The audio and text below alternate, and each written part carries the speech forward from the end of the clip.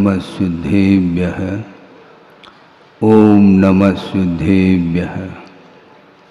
नमः श्री वर्धमानाय निर्धूतकलिलात्मने सालोकानां त्रिलोकानां यद्विद्यादर्पणायते। अहिंसा परमो धर्म की, महावीर भगवान की। प्रातः स्मरणे परम पूजाचार्य गुरुवर श्री विद्यासागर जी मुनि महाराज की जय।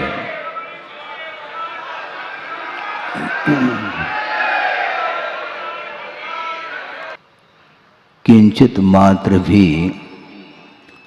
पर वस्तु मेरी नहीं हो सकती है, ऐसा भाव जो आता है मन में, वही आकिंचन्य धर्म का विषय बनता है।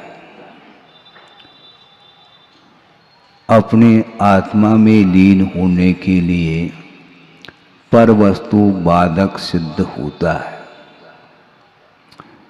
क्योंकि विश्व में अनंतानंत पदार्थ हैं जो जानने योग्य हैं। ज्ञातुम योग्य ज्ञेय ऐसा कहा। जानने योग्य जो पदार्थ हैं वे ज्ञेयभूत पदार्थ माने जाते हैं। जिसका जैसा स्वरूप है वैसा देखना, एक ज्ञेय का संबंध ज्ञान के साथ होता है। किंतु कुछ ऐसे भी अनंतानंत पदार्थों में पदार्थ हैं जो ज्ञेयभूत होते हुए भी उनका प्रयोजन नहीं है, उन्हें हेयभूत सामग्री कहा है। और एक उपादेयभूत तत्व का अर्थ ग्रहण करने योग्य जो प्राप्तव्य होता है उसका नाम शुद्ध परमात्म तत्व कहा है। और शुद्ध परमात्म तत्व को प्राप्त करने के लिए जो उपादेयभूत पदार्थ हैं तो वो पंच परमेष्टि हैं। पंच परमेष्टि के अलावा अन्य पदार्थों के साथ जब तक आत्मा का संबंध रहेगा तब तक वह शुद्ध परमात्म तत्व की उपलब्धि नहीं हो सकती है। इस प्रकार आगमकारों का कहना है। सोचो, विचार करो। अतीत की ओर दृष्टि रखते हैं तो बड़ा विस्मय होता है। मैं स्वयं विस्मय, मुझे आश्चर्य हो रहा है। जिस समय संघ में प्रवेश हुआ था उस समय शरीर की अपेक्षा से बहुत कम उम्र थी इस शरीर की, और एजुकेशन बिल्कुल ना के बराबर, और भाषा का कोई ज्ञान नहीं है। मातृभाषा कन्नड़ है और एजुकेशन जो है वह मराठी मीडियम से हुआ और संघ में प्रवेश हो रहा है। मैं सोच रहा था मुझे प्रवेश मिल रहा है, बहुत बड़ी उपलब्धि है ये। और मुझे इस बात को लेकर के आश्चर्य हो रहा था कि देखो, मेरे पास ज्ञान बिल्कुल ना के बराबर समझ लो, शिवाय नमोकार मंत्र के अलावा मुझे और कोई भी ज्ञान नहीं था और प्रवेश मिल रहा है। योग्यता होगी तभी तो प्रवेश मिला है। और गुरुदेव ने ही उस योग्यता को परखा होगा और उन्होंने मुझे लौटाया नहीं। धीरे धीरे धीरे विकास होता है। आप बीज बोते हैं, बीज का वपन करते हैं और वह अंकुरित होने के लिए कितना समय लगता है? लगभग 7-8 दिन तो लग ही जाता है। तो उसी प्रकार धीरे धीरे विकास होता है। ये धैर्य उनके अंदर था, गुरुदेव के अंदर, इसका विकास होगा। मुझे लगता था कि क्या विकास होगा।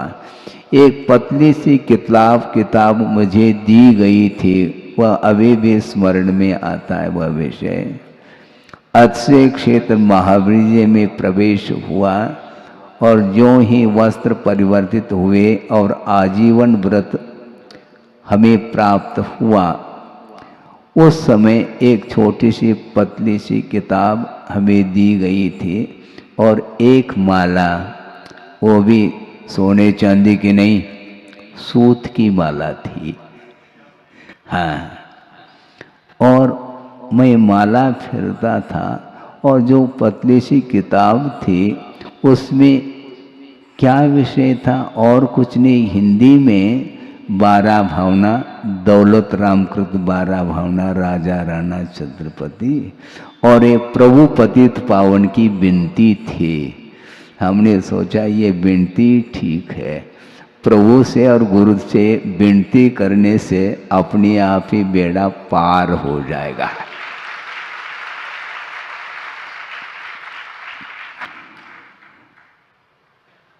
गुरुदेव का ये भाव हमेशा रहता है कि निष्ठा होनी चाहिए, आस्था होनी चाहिए।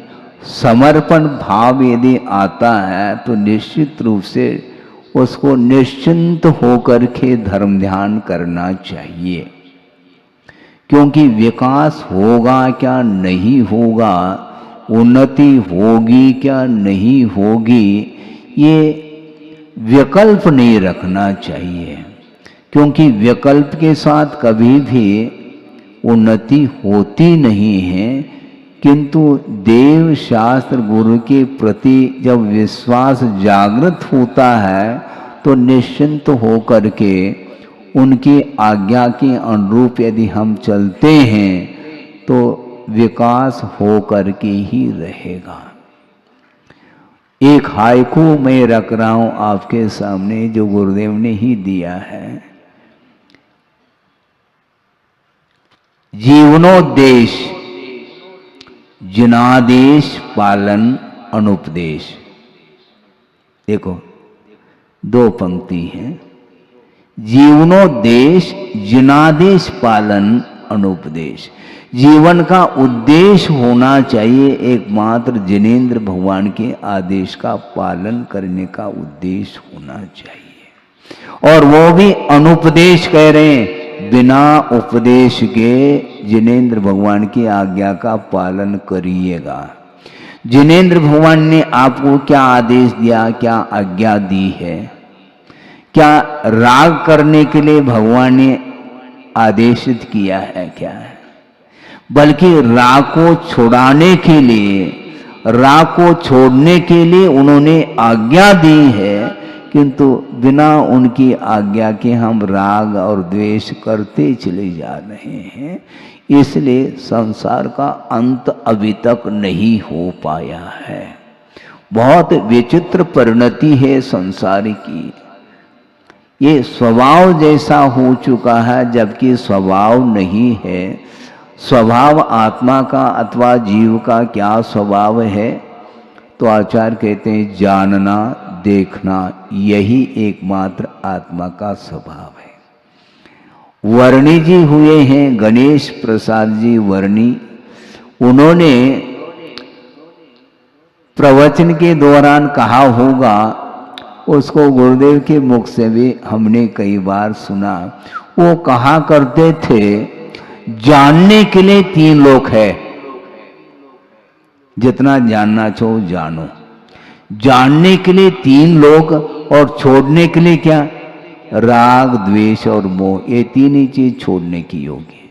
बाकी सारे पदार्थ ज्ञेयभूत पदार्थ हैं, उनको जानने का पुरुषार्थ करो। जिस पदार्थ का जैसा स्वरूप है उसको उसी रूप में जानना, यह सम्यक ज्ञान माना जाता है।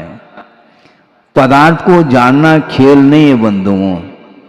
महाराज हम भी तो जानते हैं, हाँ ज्ञान आपके पास भी है, क्योंकि जानना तो आत्मा का स्वभाव है ना, किंतु वह विपरीत जानता है, वह सम्यक ज्ञान की कोटि में नहीं आ सकता।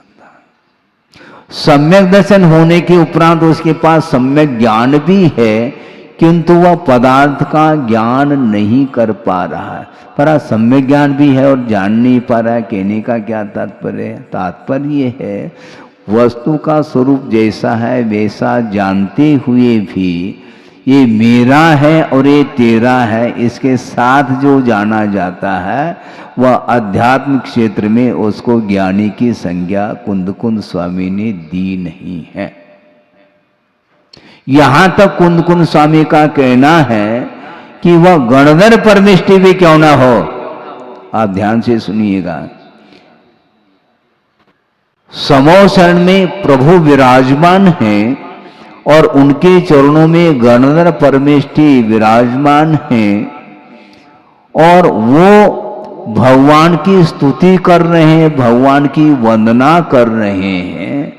इसके उपरांत भी गणधर परमेष्टि का ये कहना है कि जब तक प्रभु की स्तुति और वंदना करते चले जाएंगे तो एकमात्र प्रवृत्ति मानी जाती। इसका अर्थ ये नहीं समझना कि इसको हम छोड़ दें। छोड़ने की बात नहीं कह रहा हूँ, कल बात कही थी हमने छोड़ने की, राग को छोड़ने की बात कही थी। जो बाहरी पदार्थ हैं जिनके साथ अपना संबंध जुड़ा हुआ है उसका परित्याग करने की बात कल कही थी। और आज भी आकिंचन्य धर्म आया है, उत्तम आकिंचन्य धर्म। बाहरी पदार्थों का परित्याग करने के उपरांत भी कुछ शेष रह सकता है। वो क्या रह सकता है उसी को समझना है। संसार के लिए कारणभूत जो राग है वह विषयानुराग माना जाता है।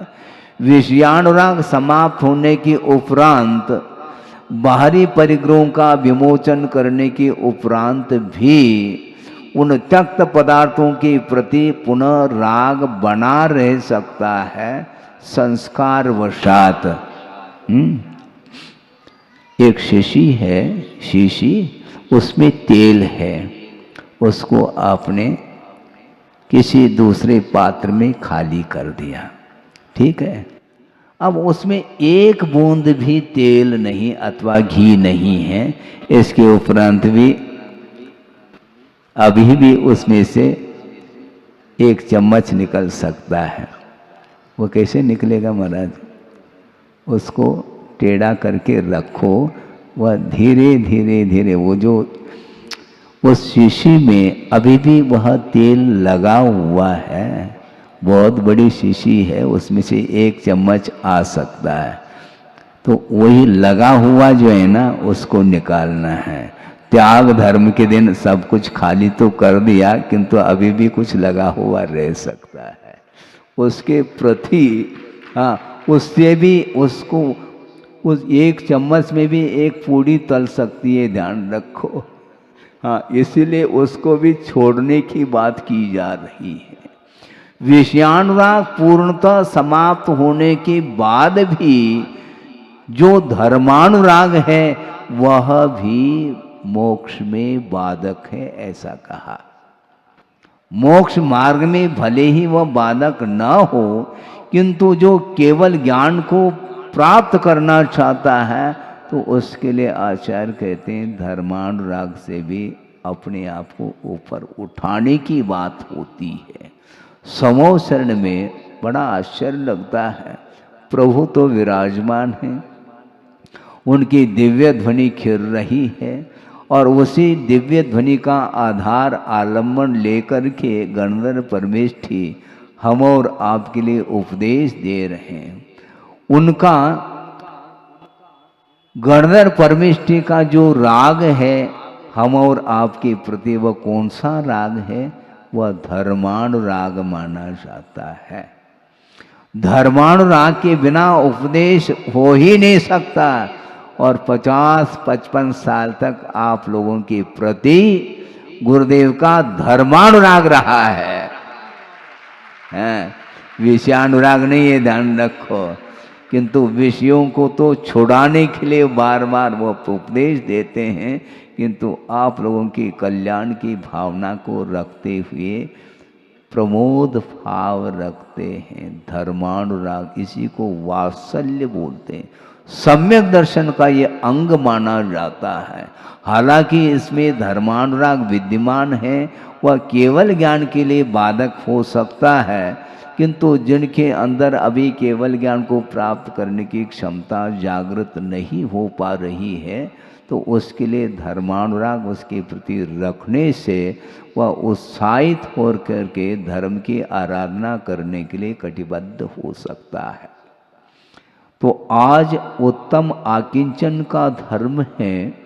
कुंद कुंद स्वामी कह रहे हैं, सोचो, कुंद कुंद स्वामी वहाँ तक पहुँचना बहुत कठिन है, किंतु गुरुदेव ने कुंद कुंद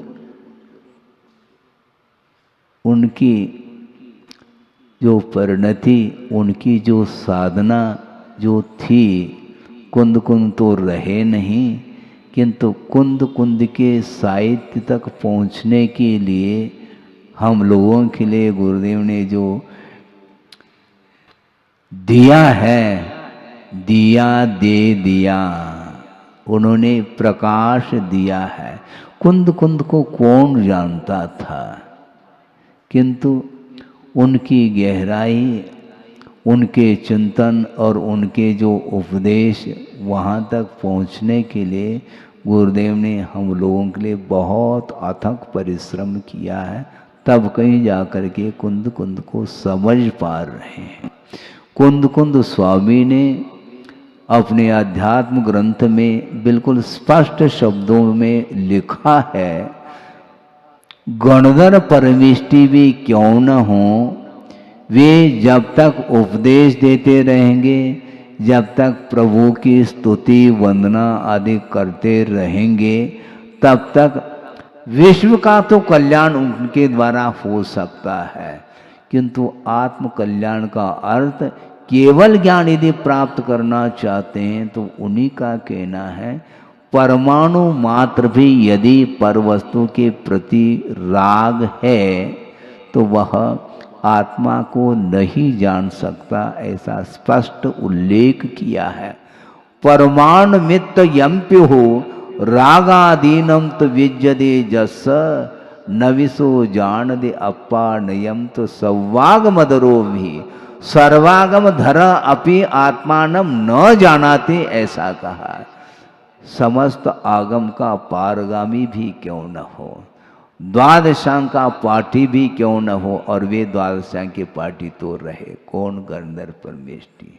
दिव्य ध्वनि का आलम्बन लेकर के उन्होंने आगम की रचना की है, द्वादशांग की पाठी है, सकल श्रुतधारी है।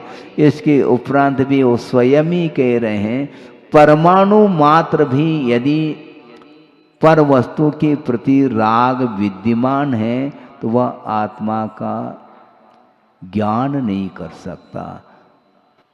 वीतराग स्वसंवेदन संभव नहीं, यह स्पष्ट शब्दों में कहा है।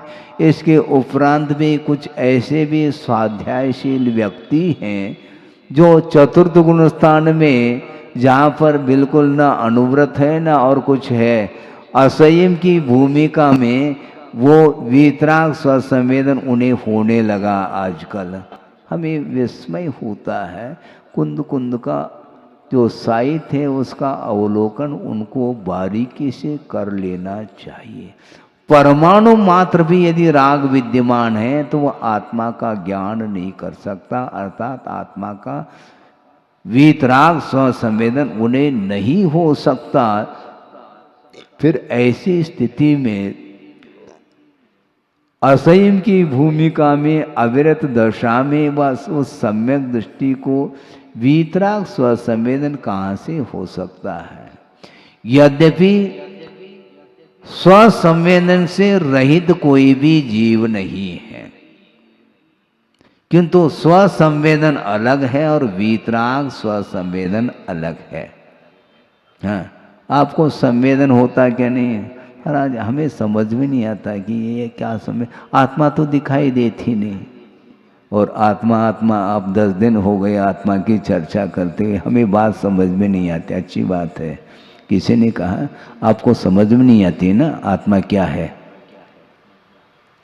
उन्होंने कहा ये जो जलता हुआ जो अंगारा है ना, वो हाथ में ले आओ थोड़ा सा, तो समझ में आ जाएगी आत्मा क्या है। हाथ में अंगारा को ले लो तो समझ में आ जाएगा कि आत्मा का क्या स्वरूप है। आत्मा अमूर्त है ना, किंतु जो आत्मा चिल्ला रही वही आत्मा, ये ध्यान रखो। शरीर कभी चिल्लाता नहीं है, आत्मा चिल्लाती है। डेड बॉडी, उसमें संवेदन है, और बोलते क्या महाराज ये तो जड़ की क्रिया है। अच्छा, आत्मा की क्रिया नहीं, जड़ की यदि क्रिया है तो अवसान होने के उपरांत उस जड़ में क्रियाएं होनी चाहिए।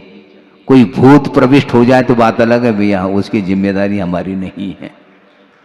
हाँ, वो कूदने लग जाए ये अलग वस्तु, किंतु उस शव में कोई भी अब प्राण रहे नहीं, जीव निकल गया है। जब तक जीव था तब तक उस शरीर में एक्टिविटी थी, क्रियाएं होती थी, किंतु जो ही अवसान हो जाता है तो वह शरीर जड़ माना जाता है।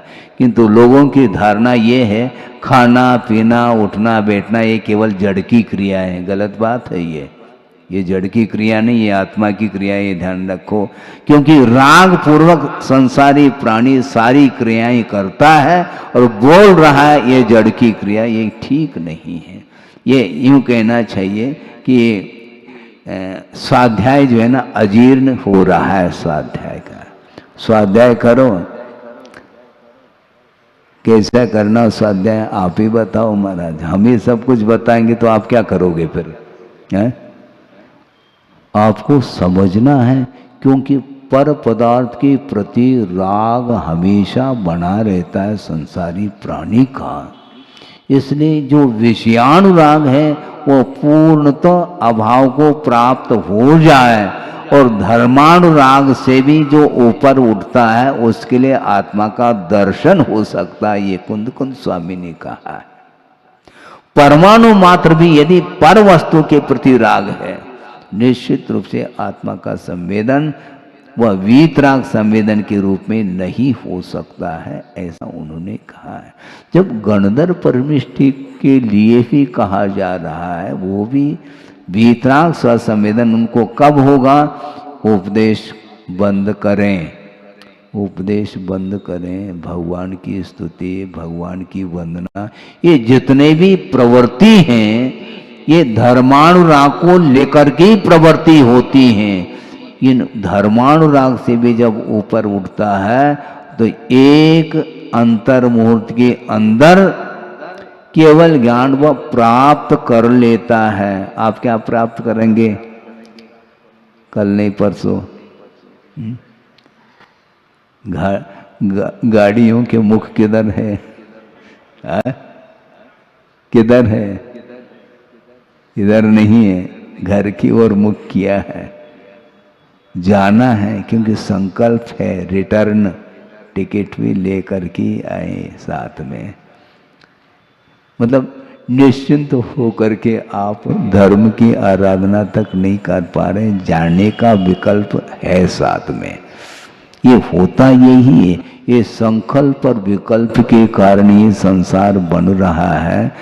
कहाँ तो आगम में धर्मानुराग भी केवल ज्ञान के लिए बाधा उत्पन्न कर देता है, तो विषयानुराग तो बिल्कुल बाधक सिद्ध हो जाता है। बहुत कठिन काम है ये, कठिन है। इसलिए अभी तक जिस कार्य को हमने नहीं किया है वह सरल कैसा हो सकता है? निरंतर धर्म की आराधना मान लो आपने अतीत में की भी है, तो भी इस धरती पर हम क्यों बैठे हैं? ये बहुत बड़ा प्रश्न है। ये बार बार यह हमारी दृष्टि उस ओर जाती है, बड़ा विस्मय होता है। हम सब कुछ जान रहे हैं। एक व्यक्ति आए, उन्होंने कहा कि महाराज हमें आपको कम से कम 41 साल हो गए होंगे, आपके बाजोटे पर वही ग्रंथ देखने को मिलते हैं। अभी भी आप वो ग्रंथ पूर्ण नहीं कर पाए क्या 40 साल में? आपको क्या हो गया? वही ग्रंथ रखे रहते हैं, समय सार है, ज्ञानार्णव है, गोमठ सार है, आदि आदि। अभी कौन सा सार बाकी रहा? ऐसा उनका कहना था।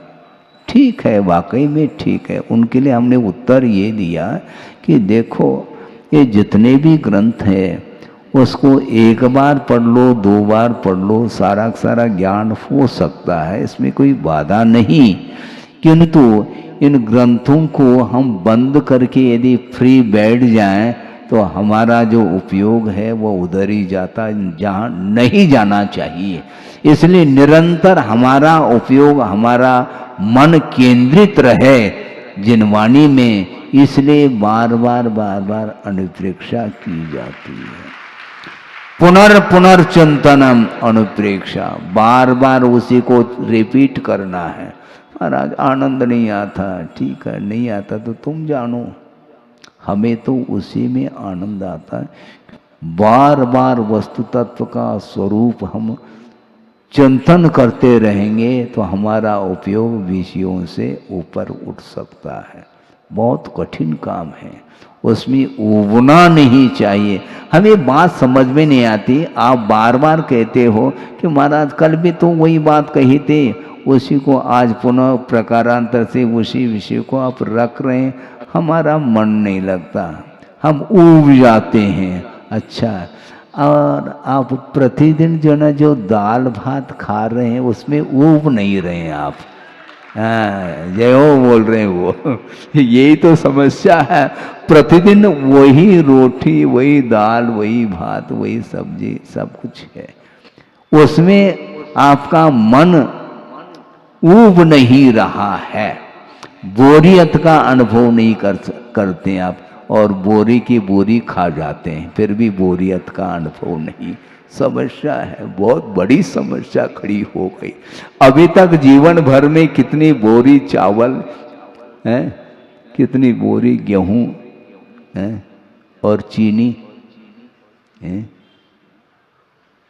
हिसाब है क्या उसका? महाराज उसका हिसाब नहीं रखते हम। खाने पीने का हिसाब नहीं रखते, किसने किससे कितना लेना कितना देना ये तो हिसाब रखते हैं, किंतु खाने पीने के बारे में हम हिसाब नहीं रखते, बेहिसाब खाते रहते हैं। लेकिन फिर भी बोरियत का अनुभव नहीं करते, बोरी की बोरी खा गए फिर भी बोरियत नहीं। और इधर प्रवचन सुनते समय महाराज हमारा मन नहीं लगता, कुछ ऐसा कुछ बोलो आप जैसे हमारा मन लगे। भैया आपके अनुरूप तो हम नहीं बोल पाएंगे, क्योंकि बिना मनोरंजन किए आपका मन लगता ही नहीं। किंतु जो निरंजन, जो आत्म तत्व है उसको प्राप्त करना चाहो तो मनोरंजन से आप ऊपर उठिएगा। हाँ, जब मनोरंजन की बात आती है तो टाली के ऊपर टाली, और जब सिद्धांत की बात आती है तो उस समय नींद।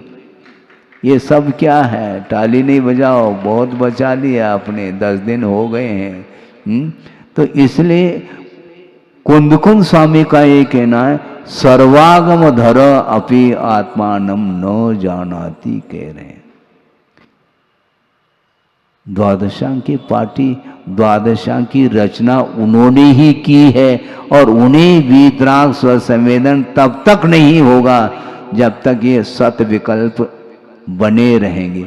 असत विकल्प तो संसार के लिए कारण है, किंतु सत विकल्प भी ये धर्मानुराग होने के कारण वो भी हमारे लिए केवल ज्ञान को प्राप्त करने के लिए व्यवधान उपस्थित करता है।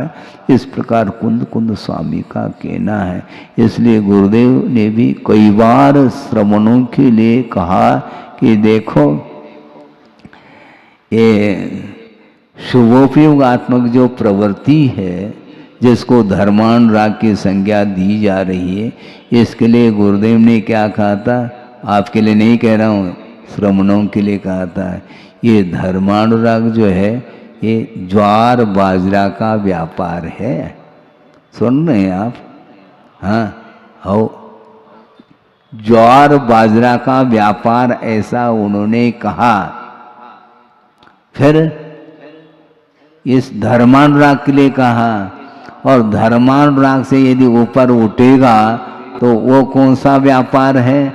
वह ज्वारत का व्यापार, ज्वार का नहीं, जौहरत, माणिक मोती हीरा इत्यादि का जो व्यापार करता है, उसके लिए साल भर में मान लो एक आदि कोई ग्राहक आ जाए तो करोड़ों अरबों रुपए का व्यापार उनका हो जाता है। उसी प्रकार जो शुद्धोपयोग की ओर दृष्टि जिस श्रवण की जाती है, वो बहुत जल्दी केवल ज्ञान के सन्निकट पहुंच जाता है, खेल नहीं है। क्योंकि परिग्रह जो है ना, समस्त अनर्थों का मूल है, ऐसा कहा है। संग, संघ नहीं, संग, संग का अर्थ परिग्रह है, और उसके लिए कहा आचार्यों ने, संग एव मत सूत्रे निशेषानर्थ मंदिरम ईना संतोपि सूयन्ते रागाद्या रेपवक्षणे, ऐसा कहा। संग अर्थात परिग्रह ही समस्त अनर्थों का मंदिर अर्थात घर है, ऐसा कहां पर कहा है? सूत्रे अर्थात आगम में कहा गया है। क्यों? जिस परिग्रह के कारण रागादिक उत्पन्न नहीं हो रहे थे, उस परिग्रह के कारण ही एक क्षण में ही रागादिक जो शत्रु है वो उत्पन्न हो जाते हैं। रागाद्या रेपवक्षणे सूयन्ते असंतो अपि, नहीं रागादिक भाव उत्पन्न नहीं हो रहे हैं, किंतु परिग्रह का आलम्बन लिया नहीं, रागादिक भाव उत्पन्न होने लगे। सोचो, विचार करो। इसलिए परिग्रह जो है ना, ये संग अर्थात आसक्ति जो तृष्णा है, वह हमारे लिए अभिशाप शुद्ध हो रहा है। जो कुछ भी आप लोगों ने संग अर्थात परिग्रह का संचय किया है, उसका कुछ परसेंटेज आप अपने लिए उपयोग करो, और बाकी सब कुछ कहाँ? या तो जिनालय में, या तो पूर्ण आयु में। पूर्ण आयु जीना चाहो तो सारा सारा वह वित्त पूर्ण आयु में अथवा जिनालय में ट्रांसफर कर लो, तो सबसे बढ़िया उत्तम है वो। हाँ बिल्कुल, क्योंकि वैसे कहने से आप लोग नहीं देते हैं, तो इस प्रकार कहना तो पड़ेगा। क्योंकि जो राग के साथ जिसका संकलन किया है, संग्रह किया है, उसके प्रति यदि आसक्ति बनी रहेगी तो वह राग जो है ना, वह अधोगति तक ले जाने में कारण बनता है। आप पढ़ कर के आए कहाँ? तत्पर सूत्र में कहाँ पढ़ा? छठे अध्याय में, बहु आरंभ और बहु परिग्रह। बहुत आरंभ और बहुत परिग्रह के माध्यम से वह दुर्गति का अर्थात अधोगति का पात्र बनता है। इसलिए वो कमाया हुआ जो वित्त है उसका सदुपयोग करो। वित्त का अर्थ होता है, और वित्त का अर्थ ज्ञान भी होता है। वित्त का अर्थ ज्ञान भी होता है, और वित्त का अर्थ परिग्रह भी होता है। इसलिए बुद्धिमत्ता उसी में है कि उस वित्त का